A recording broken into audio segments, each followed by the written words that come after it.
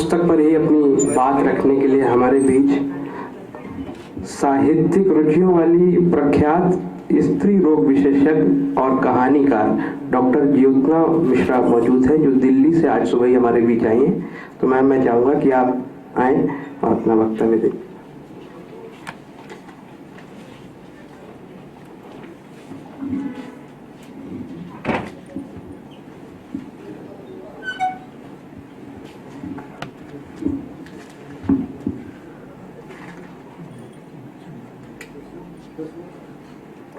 नमस्कार। हमारे बीच बहुत सुधीजन मौजूद हैं जिनके सामने शायद मेरी जानकारी कुछ भी नहीं है। आदरणीय रस्तोगी जी, पंकज जी, गणेश भैया, अनिल सिंदूर जी और मेरे साथ मंच पे संजीव जी, सुधींद्र जी, अनूप जी और मेरे बीच बैठे मेरे बैचमेट्स डॉक्टर अम्बरीश, मैं सबका हार्दिक अभिवादन करती हूँ। और मैं इसलिए ये बात कह रही हूँ कि मैं इन लोगों से ज़्यादा नहीं जानती, क्योंकि मैं भगत सिंह पर बोलने के लिए उतनी काबिल शायद नहीं हूँ। मैंने ये किताब पढ़ी है और मैं इस पर ही बोलना चाहूँगी। हालांकि काफ़ी बातें आदरणीय पंकज जी ने बता दी हैं। तो जो मुझे लगा ये किताब पढ़ने के बाद, बार बार पढ़ने के बाद, कि भगत सिंह कौन नहीं जानता ये नाम, मगर क्या ये केवल एक नाम भर है? क्या ये भारतीय स्वतंत्रता संग्राम के एक अध्याय का शीर्षक है या फिर शहीदों की फहरिस्त का एक नंबर? इसी प्रश्न का उत्तर है ये किताब। ये किताब जो मेरे हाथ में है, इस किताब का शीर्षक है मेरे भगत सिंह। मेरे, जब पहली बार यह किताब मेरे हाथ में आई तो सबसे पहले जो मेरा ध्यान आकर्षित हुआ इस किताब के बारे में, वो इसके शीर्षक से आकर्षित हुआ। शहीद भगत सिंह नहीं, क्रांतिकारी भगत सिंह भी नहीं, महान भगत सिंह नहीं, मेरे भगत सिंह। कितना प्रेम, कितनी ममता, कितना अपनापन है इस मेरे में। लेखक अभी पंकज जी ने खुद भी बताया, भूमिका में लिखते हैं कि मेरे को विश्लेषित नहीं करते, पर जैसे जैसे पाठक इस पुस्तक के पन्ने पलटता है, मेरे का औचित्य और अर्थ खुलने लगता है। उनके लाहौर में कॉलेज के प्रिंसिपल से लेकर उनकी फांसी के समय जेल के बाहर इकट्ठा भीड़ से तत्कालीन राजनीति के बड़े बड़े नामों तक के वो कितने मेरे थे, कितने मेरे थे भगत सिंह। ये भाव जब अनफोल्ड होता है, जब पूरी तरह सामने आता है, तो हम जैसे पाठक भावुक, चकित, अभिभूत हो जाते हैं। तो सबसे पहले तो इस शीर्षक के लिए पंकज जी को बधाई। मेरे बचपन की नींदें हमेशा पिता से कहानियां सुनकर आती थी, और मेरे पिता उस समय से गुजर कर आए थे जब स्मृतियां शहीदों की चिताओं की राख से बनी होती थी। तो लाजमी था कि उन कहानियों में से अधिकांश स्वतंत्रता संग्राम से संबंधित होती थी। आजाद, भगत, नेहरू, गांधी जी की कहानियों से सजा वो समय मेरे बचपन का सबसे रोमांचक, सबसे रोचक हिस्सा था। मेरी सबसे पहली पढ़ी किताबें भी क्रांतिकारियों की जीवनियां ही होती थी। और अफसोस कि आज वो शानदार दास्तान फेसबुक या पोस्ट और व्हाट्सएप या गल्प हो चली है। अफसोस कि हम अगली पीढ़ी को वो आग नहीं दे पा रहे हैं। इस निर्लिप्त, स्वार्थी और लगभग क्रूर समय में आज ये किताब आई है जो ऐसे अध्यायों की पड़ताल करती है जो हमारे बच्चों को घुट्टी में पिलाए जाने चाहिए थे। मात्र 23 वर्ष की छोटी सी उम्र में कोई जीवन इतना सार्थक, इतना प्रेरक, इतना धन्य हो सकता है, इस बात का स्मरण पत्र है ये किताब। मेरा दुर्भाग्य है कि मेरी 23 साल की बेटी सिर्फ नाम जानती है भगत सिंह का, वो भी अपनी 7वीं 8वीं की किसी टेक्स्ट बुक के किसी अध्याय के किसी भूले हुए चैप्टर के शीर्षक की तरह। फिर वही प्रश्न कि भगत सिंह क्या केवल एक शीर्षक थे? यह किताब बताती है कि भगत सिंह या बलवंत सिंह या रंजीत सिंह केवल नाम नहीं थे, वो एक सोच थे, एक दिशा थे, एक कोशिश थे, एक संकल्प थे। उन्हें जानना समझना एक अपरिमित यात्रा है, एक अनुभव है। कितना कुछ कहा जा सकता है भगत सिंह के बारे में, लेकिन आज हम बात कर रहे हैं इस किताब के लिए। मेरे लिए ये किताब एक मौका है अपने बच्चों को इस प्रलयंकारी इतिहास की दुर्गम पगडंडी पर ले जाने का। भगत सिंह पर आज तक जो कुछ भी पढ़ा है, जाना है, आप सबके मुकाबले कम होगा, पर उस पर बनी मूवीज की बात तो खैर जाने ही दें। पर अलग अलग माध्यमों से जो कुछ भी पता चला है, जो उनके चरित्र को, उनके जीवन को, बाकी किताबों में मैं जो भी पढ़ा है एक सीधी लकीर में पढ़ा है। हो सकता है मुझसे कुछ पढ़ने से छूट गया हो, पर अभी तक जितना भी पढ़ा था वो एक सीधी लकीर में पढ़ा था। वो कहाँ जन्मे, उनके माता पिता का नाम क्या था, उन्होंने कहाँ पढ़ाई, उनके कृतित्व, उनकी शहादत। पर क्या भगत सिंह इतना भर थे? किताब की भूमिका में ही अभी पंकज जी ने खुद बताया, जितेंद्रनाथ सान्याल के हवाले से कहते हैं, देश में लाखों लोग भगत सिंह को जानते हैं, उनकी चर्चा करते हैं, लेकिन उनकी पहचान मात्र असेंबली बमकांड या सैंडर्स से हत्या के अभियुक्त तक ही होती है। भगत सिंह उसके बहुत आगे एक विचार कैसे बन गया? भगत सिंह उसके बहुत आगे एक विचार कैसे बन गया? ये बीज वाक्य है इस पुस्तक का। इस प्रश्न का उत्तर ही देना संभवतः इस किताब का लक्ष्य है। भूमिका में आगे लेखक लिखते हैं, मैं साफ बता दूं कि मैं कोई इतिहासकार नहीं हूं और न कहलाना पसंद करूंगा। सहमत हूं सर आपसे, ये टेक्स्ट बुक है भी नहीं, ये तो इसके शीर्षक के लगे मेरे से स्पष्ट है। ये तो भगत के भक्त की आराधना है। यह शायद मुझे फिर माफी मांगनी पड़ेगी कि मैं नास्तिक क्यों हूं। ऐसी किताब के लेखक के बारे में बात करते समय मैं आराधना और भक्ति जैसे शब्द इस्तेमाल कर रही हूं। इसे शायद प्रेम कथा कहना ज्यादा उपयुक्त होगा, या ये नास्तिक का दूसरे नास्तिक पर आस्था का आख्यान है। जैसे मैंने इसी किताब से जाना, भगत सिंह की नास्तिकता वो नास्तिकता नहीं थी जिसे वो गुरूर की तरह माथे की त्योरियों में चढ़ाए घूमते थे।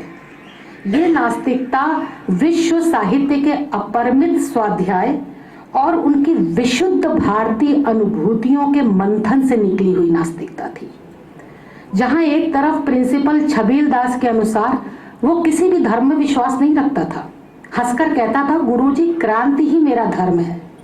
वहीं एक प्रसंग है कॉमरेड अजय कुमार घोष वाले अध्याय में, जब वो कहते हैं देश की अनपढ़ नासमझ जनता को जगाना बहुत मुश्किल है।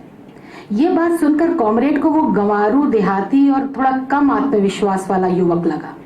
पर ध्यान दें, देश की अनपढ़ नासमझ जनता को जगाना बहुत मुश्किल है, इस एक वाक्य में एक फिक्र है और देश की आम जनता का मनोवैज्ञानिक अध्ययन, आंकलन है। कुछ गांधी जी की तरह, जो जानते थे इस देश की धर्म भीरू जनता को उसके धार्मिक स्वभाव, मनोवैज्ञानिक के प्रवाह के बिल्कुल विपरीत दिशा में संगठित करना तकरीबन असंभव है। फिर इसी किताब में श्री भगवान दास मोहर के शब्द मिलते हैं। ये एक मजेदार प्रसंग है। मोहर जी कहते हैं, जब मैं उनकी सोशलिस्ट फिलॉसफी की तीखे ढंग से कही गई बातों के विरोध में उनकी भारतीय दर्शन या वेदांत की दुहाई देकर संस्कृत के श्लोक सुनाने लगता था, तो वो मेरे सामने हाथ जोड़ के जय हनुमान ज्ञान गुण सागर का पाठ करते हुए ऐसी मार्मिकता से हंसते थे कि मैं उनकी सद्भावना और हार्दिक अपनेपन से सराबोर हंसी से अपने आप को परास्त हुआ ही नहीं, वशीभूत और मंत्रमुग्ध हुआ सा अनुभव करने लगता था। इसी प्रसंग के फौरन बाद किताब में पहली बार लाला लाजपत राय की मृत्यु और उस पर क्रांतिकारी दल की प्रतिक्रिया का विवरण आता है। विचारों में मतभेद के बावजूद लाला जी की हत्या पर सैंडर्स वध के औचित्य पर एक प्रश्न किया जाता है भगत सिंह से। उसके जवाब में वो कहते हैं, उनसे मतभेद जरूरी था। उनसे मतभेद जरूरी था, पर थे तो वो हमारे बापू ही ना। आगे भी भगत सिंह का व्यक्तित्व जो होता है वो कोमल मानवीयता और दृढ़ क्रांतिकारिता का एक बैलेंस्ड मिश्रण दिखाई पड़ता है। इस किताब की सबसे बड़ी खूबी यह है कि ये भगत सिंह के जीवन पर अपना कोई वक्तव्य नहीं देती या कोई सपाट विवरण नहीं देती, बल्कि घटनाओं और विचारों का एक कोलाज बनाती है। एक कुशल कैमरामैन की तरह लेखक अद्भुत एंगल कोणों से कहानी दिखाता है।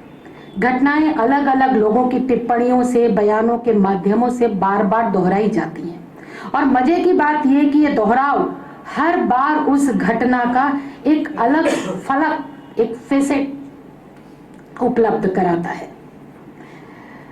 ये सीधी सपाट घटनाओं की या जीवनी नहीं है कि वो कब कहाँ पैदा हुए, कहाँ पढ़े, कैसे जिए। बहुत अद्भुत फॉर्मेट लिया है लेखक ने। भगत सिंह के जीवन के महत्वपूर्ण पलों को उनके साथियों, गुरुजनों और प्रियजनों की आंख से दिखाया गया है। भगत सिंह के व्यक्तित्व का एक उत्साही किशोर से अनुभवी वैचारिक युवक तक की यात्रा हो या अन्य सामान्य असामान्य घटनाएं, सैंडर्स वध, असेंबली बम कांड या भगत सिंह को फांसी, ये सभी घटनाएं पलट पलट कर अलग अलग लोगों की जवानी आती हैं और अलग मायने रखती हैं। सैंडर्स वध के बारे में जब खंड 1 में उनकी भतीजी वीरेंद्र संधू बताती है और जब खंड 2 में दुर्गा भाभी के अध्याय में पूरा विवरण दिया जाता है, तो वो एक ही घटना के 2 पहलू होते हैं, जैसे कोई दृश्य अलग अलग एंगल्स पे कैमरा लगा के दिखाया जा रहा हो। असेंबली बम कांड के दृश्य भी अलग अलग लोगों की जवानी बारहा लौटते हैं, हर बार एक नया अर्थ, एक नया विचार लेकर। भगत सिंह को फांसी लगने का प्रसंग हर बार उतने ही उद्वेग, उतनी ही बेचैनी से भर देता है। उनके साथी क्रांतिकारियों की बेचैनी, दृढ़ता, शोक, रोष हो, या जवाहरलाल नेहरू की हृदय विदारक चुप्पी, या गांधी की मजबूर राजनीति, या जनता की जेल की दीवारों के बाहर का आर्तनाद, बोस का उद्विग्न आक्रोश, या उनके परिवारजनों का निस्तब्ध रुदन, कुछ भी तो नहीं छूटता। प्रश्न 249 पर एक प्रसंग है। फांसी के तत्काल बाद कराची कांग्रेस सम्मेलन में नेताजी के शब्द हैं। सभी ने यह सोचा कि कांग्रेस की बैठक एक शोक की छाया में हो रही है। नव निर्वाचित अध्यक्ष सरदार वल्लभ भाई पटेल ने सम्मेलन के पहले दिन के आमोद प्रमोद को रद्द करने का आदेश दिया। यहाँ तक कि जब महात्मा गांधी कराची के निकट उतरे तो वहां गृध्र प्रदर्शन किया गया और कई नौजवानों ने काले फूलों और काली मालाओं से उनकी अगवानी करी। कुछ भी नहीं छूटता। इस किताब को पढ़ने के बाद आपके लिए सोचने, समझने और जानने के लिए कुछ भी नहीं छूटता। किताब खत्म हो जाती है तो हाथ में रह जाती है भिजी मुट्ठियों की सख्ती, रह जाते हैं संकल्प, रह जाता है आश्वासन कि भगत सिंह हैं। जैसा कि पेरियार ने कहा, हर नेता, हर महत्वपूर्ण विचारक नेता के लिए एक अलग संदर्भ, एक अलग पृष्ठ दिया गया है, चैप्टर दिया गया है। जैसा कि पेरियार ने कहा, भगत सिंह का फांसी पर चढ़ना उनका किसी सामान्य बीमारी से मरना नहीं था, बल्कि यह भारत को, बल्कि दुनिया को वास्तविक समानता और शांति का मार्ग दिखाने के लिए था। और जैसा गांधी ने भी कहा, वे मरे नहीं हैं, वे अमर शहीद हुए हैं। मैं आभार देना चाहूंगी पंकज चतुर्वेदी जी का, प्रकाशक वैशाली माथुर, संपादक संजीव मिश्रा जी को, कि उन्होंने ये किताब लाकर आने वाली पीढ़ियों के हाथों में न केवल एक महत्वपूर्ण दस्तावेज दिया है, बल्कि स्वतंत्रता आंदोलन को समझने की दृष्टि और सोच के विचारों को एक तरतीब दी है। और अंत में आभार है कानपुर की क्रांति धारा को। मैं जिस कॉलेज से पढ़ी हूँ उसका नाम है GSVM, यानी गणेश शंकर विद्यार्थी मेमोरियल मेडिकल कॉलेज। आज एक बार विद्यार्थी जी को फिर से नमन। वो ना होते तो शायद बहुत कुछ कम होता। संभवतः भगत सिंह के जीवन में भी कुछ तो अंश छूट गया होता। इसलिए आज इस मौके पे भगत सिंह के साथ साथ गणेश शंकर विद्यार्थी जी, कानपुर के अनन्य असंख्य क्रांतिकारी शहीदों, उनको भी नमन।